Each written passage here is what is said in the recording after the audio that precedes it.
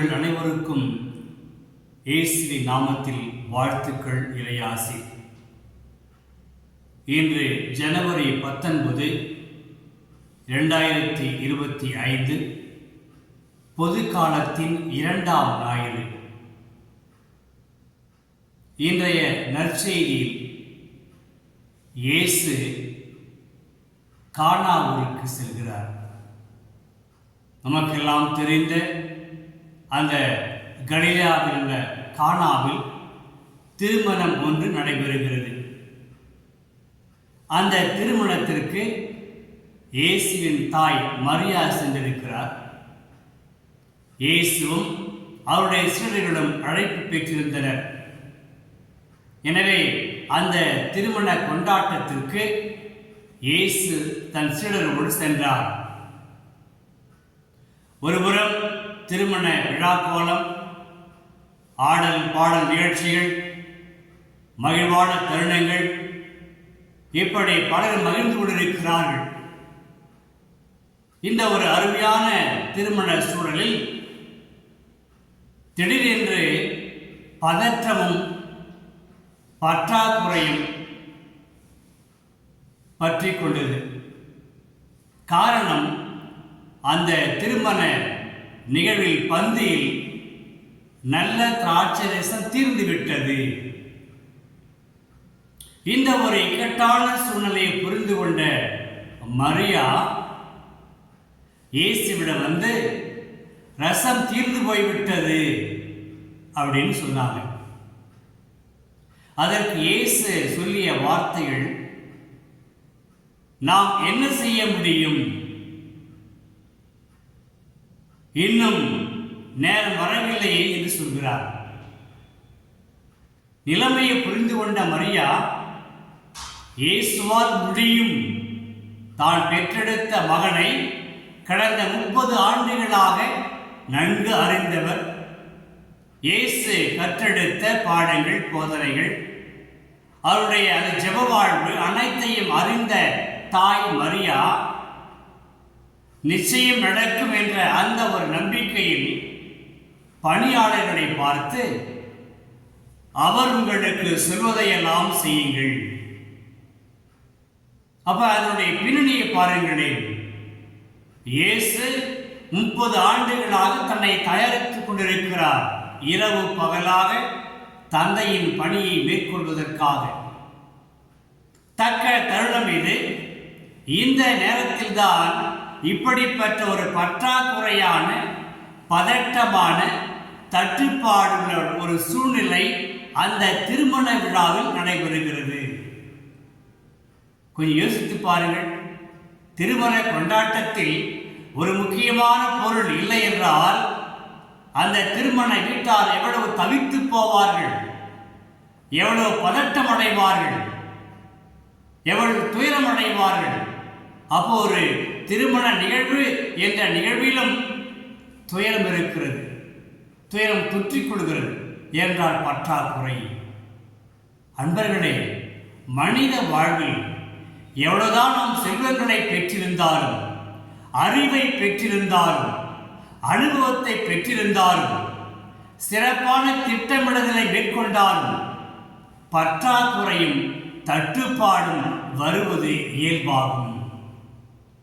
அப்ப இந்த ஒரு சூழ்நிலைத்தான் நாம் கானா ஊரில் பார்க்கிறோம். இயேசு சூழ்நிலையை புரிந்து கொண்டு, ஒரு பக்கம் தன்னுடைய நேரம் இன்னும் வரவில்லை, மறுபக்கம் தன்னுடைய தாய் மரியாவின் வேண்டுதல், கோரிக்கை, அன்பு கோரிக்கை. மூன்றாவது தரப்புல அந்த சூழ்நிலையை பதட்டமான சூழ்நிலை. இதை மூன்றையும் கண்டுகொண்ட இயேசு தன்னுடைய தாயின் வார்த்தைக்கு கட்டுப்படுகிறார். அவர் சென்று, இந்த தொட்டிகளில் தண்ணீர் நிரப்புங்கள். 6 தொட்டிகள் இருக்கிறது, கல் தொட்டிகள். அது அதனுடைய தூய்மை தடங்கிற்காக பயன்படுத்தப்படுகின்ற தொட்டிகள். அந்த தொட்டிகளில் பணியாளர்களை பார்த்து தண்ணீர் நிரப்புங்கள் என்கிறார் இயேசு. அன்பர்களே, புரிந்து கொள்வோம். இயேசுவால் அதை செய்திருக்க முடியும். உடனடியாக தன்னுடைய ஒரு வார்த்தை போதுமானது. அந்த பற்றாக்குறையை நிறைவுள்ளதாக மாற்றியிருக்க முடியும். ஆனால் இயேசு ஒன்றை செய்கிறார்.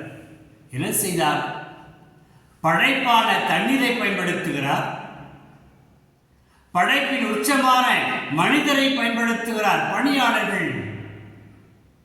தாயுடைய விருப்பத்தை, கோரிக்கையை ஏற்றுக்கொண்ட அவர் இந்த சூழ்நிலையை பயன்படுத்திக் கொண்டு, மனிதரையே பயன்படுத்திக் கொண்டு அங்கு புதுமையை செய்கிறார். இயேசு வாழ்க்கையில் முதல் புதுமை, புது அத்தியாயம் தொடக்கம். இறைவனைக்கான கடவுளின் மாட்சியை வெளிப்படுத்துகிற, கடவுளின் வல்லமையை வெளிப்படுத்துகிற ஒரு அற்புதமான தொடக்கம்தான் இந்த நிகழ்வாகும். இந்த நிகழ்வில் இயேசு மட்டுமல்ல, தாய் மரியா மட்டுமல்ல, அந்த படைப்பையும் பயன்படுத்தி இயேசு புதுமை நிகழ்த்துகிறார். தண்ணீர் திராட்சை ரசமாக மாறியது. அதுவும் நல்ல திராட்சை ரசமாக மாறியது. அதை கொண்டு செல்கிறார்கள் பணியாளர்கள். மேற்பார்வையாளர் அதை சுவைத்து பார்க்கிறார். மணமகனை அழைத்து, ஏன் இந்த தவறை செய்தாய்? பொதுவாக நிகழ்வுகளில், திருமண கொண்டாட்டங்களில் நல்ல ரசத்தையே முதலில் பரிமாறுவார்கள். ஆனால் நீ ஏன் இவ்வளவு நேரம் இந்த நல்ல ரசத்தை வைத்திருந்தாய் என்று மணமகனை பார்த்து கேட்டார். அன்பர்களே, நம்முடைய வாழ்வில் நாம் பதட்டமான சூழலில் இருக்கிற பொழுது, குறைபாடுள்ள சூழலில் வாழுகிற பொழுது, பதட்டம் நம்மை தொற்றிக் கொள்கிற பொழுது, தட்டுப்பாடுகளில் வாழுகிற பொழுது மரியாவின் பங்கெடுப்பு என்ன? மரியாவின் முன்னெடுப்பு என்ன? அன்று கானாவூர் திருமணத்தில் மரியா முன்னெடுத்தார். மனித அவலங்களையும், மனித துயரங்களையும், மனித குறைகளையும் புரிந்து கொள்கிற அந்த தாய் உணர்வு மரியா புரிந்து கொண்டு அமைதியாக இருக்கவில்லை. உடனடியாக தன்னுடைய மகனிடம் கையேந்துகிறார். அன்று புதுமையை செய்ய வைத்தார். இன்றும் அன்னை மரியா நமக்காக நம்முடைய துயரங்களை போக்க, நம்முடைய பற்றாக்குறையை நீக்க, பதட்டங்களை போக்க நமக்காக இயேசுவிடம் கையெடுப்பவர், பரிந்துரை செய்பவர் அன்னை மரியா. எந்த மனிதரையும், எந்த குடும்பத்தையும் மரியா பதட்டத்திலோ குறைபாடுகளிலோ அவர் விட்டு விடுவது கிடையாது. நம்முடைய குறைபாடுகளை தாய் அன்னை மரியா புரிந்து கொண்டு நமக்கு துணை நிற்பார். அன்று திருமணத்தில் நின்றது போல இயேசுவும் அதுபோல ஒவ்வொரு பற்றாக்குறையுள்ள மனிதரை புரிந்து கொண்டு, பதட்டமான ஒரு மனநிலையை புரிந்து கொண்டு செயல்படுகின்ற வீரராக இருக்கிறார். அன்று புதுமை நிகழ்த்தினார், வல்லமை செய்தார். தன்னுடைய மாட்சிக்காக அல்ல, தன்னுடைய புகழுக்காக அல்ல. ஒன்று, அந்த சூழ்நிலையை மாற்ற வேண்டும். இரண்டாவது, தாய்க்கு கீழ்ப்படிந்திருக்க வேண்டும் என்ற இந்த இரு புரிதலையும் நாமும் பெற்றுக்கொள்ள வேண்டும். நம்முடைய சூழ்நிலைகளிலும் நாம் பதட்டமான சூழ்நிலையில் அன்னையை நெருங்குவோம். அன்னை நமக்கு சொல்வார், அவர் சொல்வதையெல்லாம் செய்யுங்கள். தனிப்பட்ட மனிதர்கள், குடும்பங்கள், குறைபாடு உள்ளவர்கள், பதட்டமடையக்கூடியவர்கள், இது மனித இயல்பு. நம்முடைய வாழ்க்கை எடுத்துக்கொள்வோமே, எத்தனை நாட்கள் நாம் பதட்டத்தில் வாழ்ந்திருக்கிறோம், குறைபாடுகளில் வாழ்ந்திருக்கிறோம், இந்த தடுமாற்றத்தில் வாழ்ந்திருக்கிறோம், தட்டுப்பாடுகளில் இருந்திருக்கிறோம். இந்த இவற்றுக்கு தீர்வையெல்லாம் நம்மால் காண முடியாது. நாம் முயற்சித்தாலும் தோல்வி அடைந்து விடுவோம். நம்முடைய அறிவும் அனுபவமும் நமக்கு கை கொடுக்காது.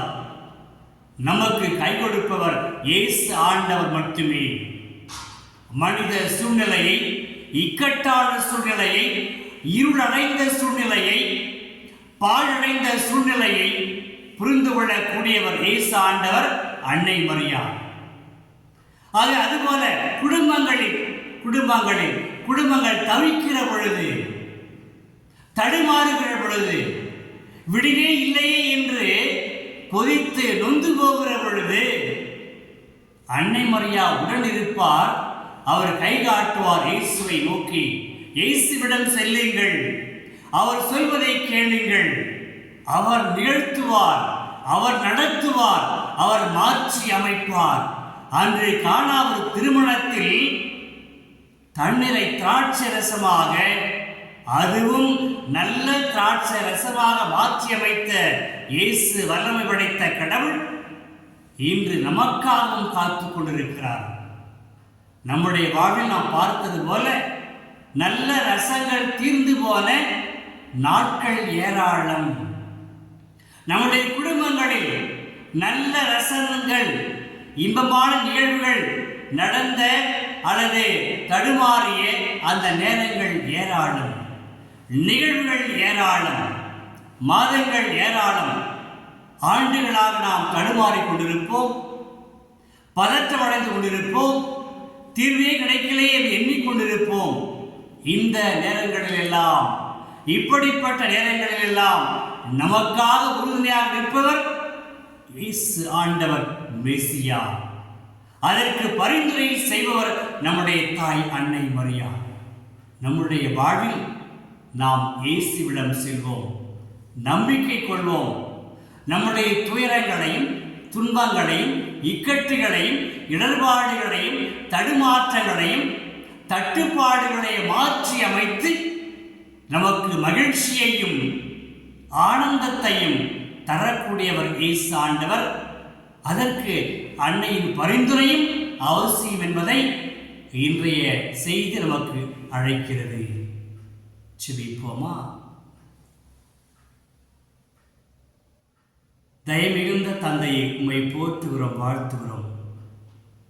எங்களை வாழ வைத்துக் கொண்டிருக்கிறீர். எங்களின் இடர்பாடுகளில், குறைபாடுகளில், தடுமாற்றங்களில் எங்கள் கூட இருந்திருடும். அன்றை கானாவூர் திருமணத்தில் அந்த தடுமாற்றத்தை, தட்டுப்பாட்டை மாற்றியமைத்து மீண்டும் மகிழ்ச்சியை கொண்டு வந்தது போல எங்கள் வாழ்விலும் எங்கள் குடும்பத்திலும் மீண்டும் மகிழ்ச்சியை கொண்டு வாரும். நாங்கள் உமது தாய் அன்னை மரியா சொல்வது போல உமது வார்த்தையை கேட்டு நடக்க, உம்மை பின்பற்றி வாழ எங்களுக்கு ஞானத்தை தாரும். ஆமென். இறைவார்த்தை விதையாக